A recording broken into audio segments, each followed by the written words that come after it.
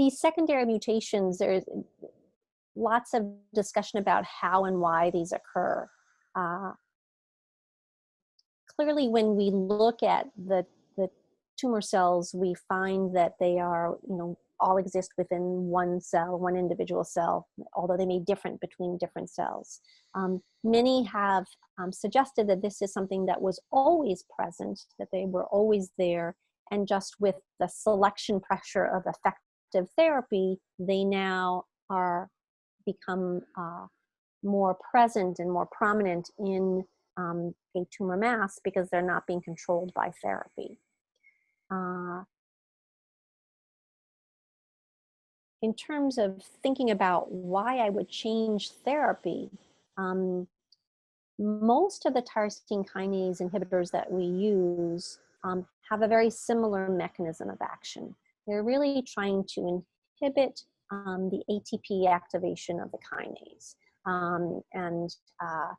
So imatinib, sutent, and regorafenib do that, as does avapritinib.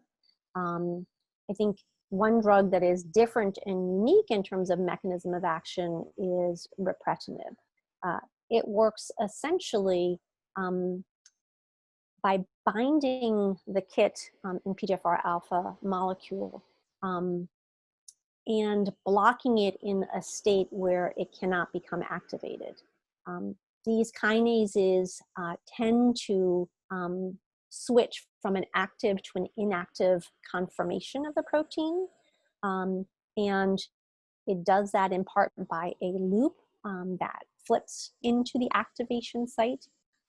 And ripretinib essentially binds the molecule in two spots, preventing that loop from being able to get into the activation site. So that is a different mechanism of action and may be helpful when we're thinking about resistance, because at this point we believe that ripretinib is somewhat agnostic or doesn't care about what the mutation is. I think with time we're going to learn more and more about how the drug works clinically to understand and whether that's a completely true statement or not.